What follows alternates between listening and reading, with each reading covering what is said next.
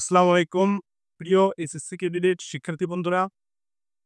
তোমাদের ফিজিক্স বইয়ের অধ্যায় ৪ এ একটি ম্যাথ হচ্ছে রকেটের ম্যাথ। অর্থাৎ একটি কনসেপ্ট হচ্ছে রকেটের কনসেপ্ট। আচ্ছা, চলো আমরা এই ম্যাথটা সলভ করি। এই ম্যাথটা বুয়েট ১৪-১৫ সেশনে আসছিল একটি ম্যাথ। চলো আমরা এটা সলভ করি। কি বলছে? দেখা যায়। আচ্ছা, বলছে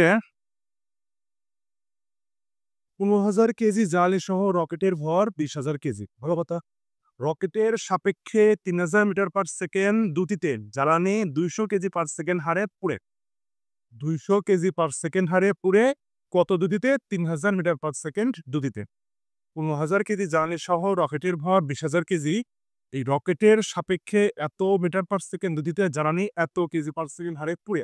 ভালো কথা। এখন বলছে উড্ডয়নের ৭৫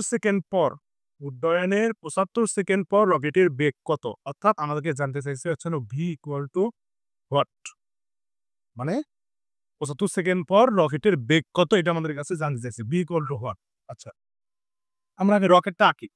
কিভাবে রকেটটা আঁকি? আগে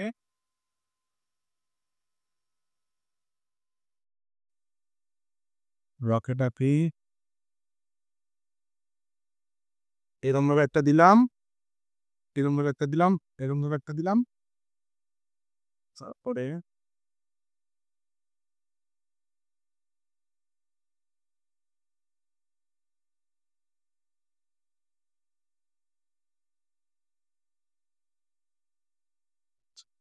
তাহলে এখানে বলছে যে ১৫,০০০ কেজি জ্বালানি সহ রকেটের পর এত হাজার কেজি এবং রকেটের সাপেক্ষে এত মিটার পার সেকেন্ড গতিতে।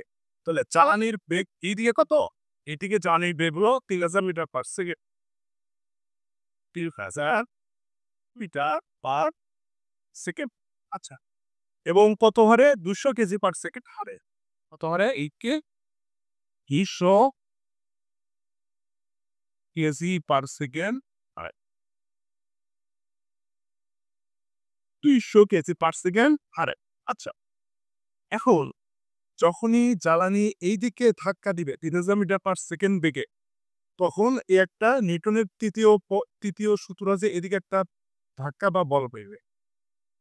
যখন জ্বালানি ৩,০০০ মিটার পার সেকেন্ড বেগে বা যেকোনো বেগে জ্বালানিটা নিচের দিকে ধাক্কা দিবে রকেটকে, তখন রকেট একটা নিউটনের তৃতীয় সূত্র আছে, এদিকে একটা ফোর্স পাবে, এদিকে একটা ফোর্স পাবে। তাহলে সে রকেটে এইদিকে গতিশীল হবে, এ তরবে।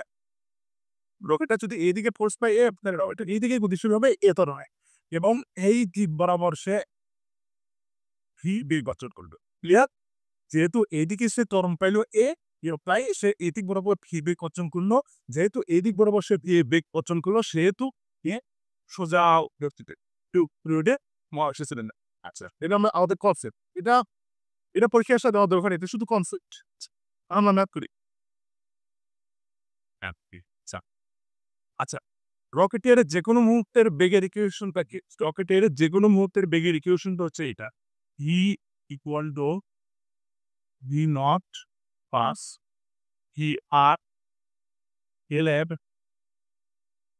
M naught divided by M dash, M naught divided by M dash minus GT.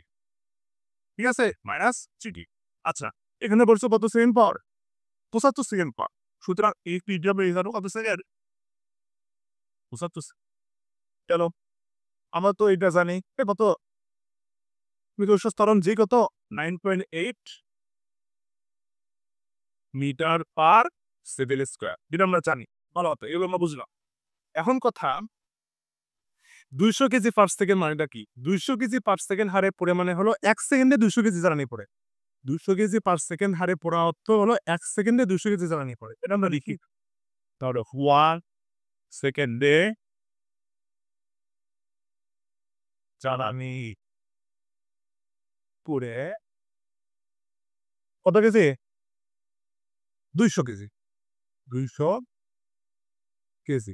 তাহলে অতএব কত সেকেন্ড গেছে? ৭৫ সেকেন্ড। অতএব ৭৫ সেকেন্ডে জ্বালানি পড়ে সমান ২০০ গুণ ৭৫।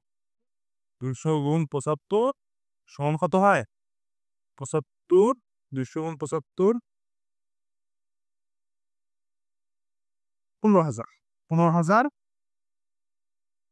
15,000 কেজি 15,000 কি কেজি। এখন দেখো এখানে 75 সেকেন্ডে যেহেতু সে 15,000 কেজি জ্বালানি পুড়ছে, তাহলে ও 15,000 কেজি জ্বালানি কিন্তু ওর শেষ হয়ে গেছে, আর নাই। রকেটের ভেতরে কিন্তু আর 15,000 কেজি জ্বালানি নেই। তাহলে আমরা এখানে লিখতে পারি না যে 75 সেকেন্ড পর, এখানে লিখি 75 সেকেন্ড পর অবশিষ্ট রকেটের ভর, অবশিষ্ট রকেটের সরি রকেটের ভর 75 সেকেন্ড পর অবশিষ্ট রকেটের পর আমরা এম ড্যাশ দিয়া কপলে করি, বলা হচ্ছে এম টেস। মানে আগে জ্বালানি সহ রকেটের পর ছিল কত 20,000 কেজি, এখন 75 সেকেন্ড পর অবশিষ্ট রকেটের ভর আমরা পাবো। আমাদের এইটুকু জ্বালানি শেষ হয়ে গেছে, এখন 20,000 থেকে আমরা কত বাদ দেবো, এই 15,000 কেজি বাদ দেবো, ওটা হবে আমাদের অবশিষ্ট রকেটের পর জ্বালানি সহ, যেটুকু জ্বালানি আছে 20,000 মাইনাস 15,000 সমান কত 5,000 কেজি। আমাদের 75 সেকেন্ড পর অবশিষ্ট রকেটের পর এমড্যাশ হলো 5,000 কেজি, তাই না? এবং 15,000 কেজি জ্বালানি সহ রকেটের ভর ছিল 2,000 কেজি। তাহলে জ্বালানি সহ মোট যে রকেটের ভর তাকে আমরা এম নট দিয়ে প্রকাশ করি। তাহলে এম নট কত, এম নট হলো 20,000 কেজি, নট 20,000 কেজি। আমরা এখন ইয়ার জানি, ইয়ার কোনটা, ইয়ার হলো জ্বালানির বেগ, জ্বালানির বেগ হলো ভিআর। তাহলে জ্বালানির বেগ কত আছে, জ্বালানির বেগ আছে এই যে 3,000 মিটার পার সেকেন্ড দুদিকে জ্বালান, তাহলে ইয়ার কত হবে 3,000 মিটার পার সেকেন্ড। আচ্ছা, আমরা ভিআর জানলাম, এম নট এম ড্যাশ জানলাম, জিটি সব জানলাম, ভি নট কি? আচ্ছা, রকেট যখন থাকে ভূমিতে তখন স্থির না, তাহলে ভি নট কি হবে, ভি নট মানে আদিবেগ। তাহলে ভি নট কি হবে, যেহেতু রকেট যখন ভূমিতে থাকে তখন সে স্থির থাকে, আর ভি নট মানে আদিবেগ।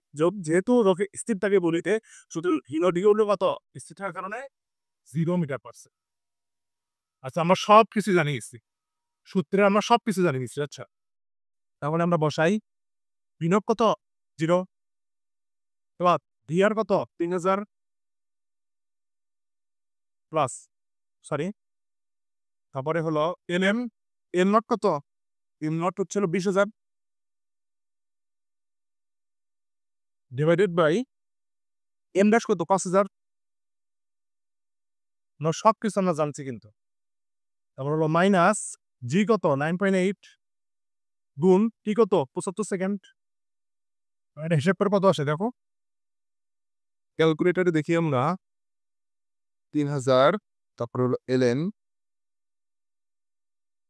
তারপরে হলো 4 ল্যাম্প 4 মাইনাস 9.8 গুণ 75, 3423.883, 3423.883 মিটার পার সেকেন্ড। এটা কাজ 75 সেকেন্ড পর রকেটের বেগ ভি।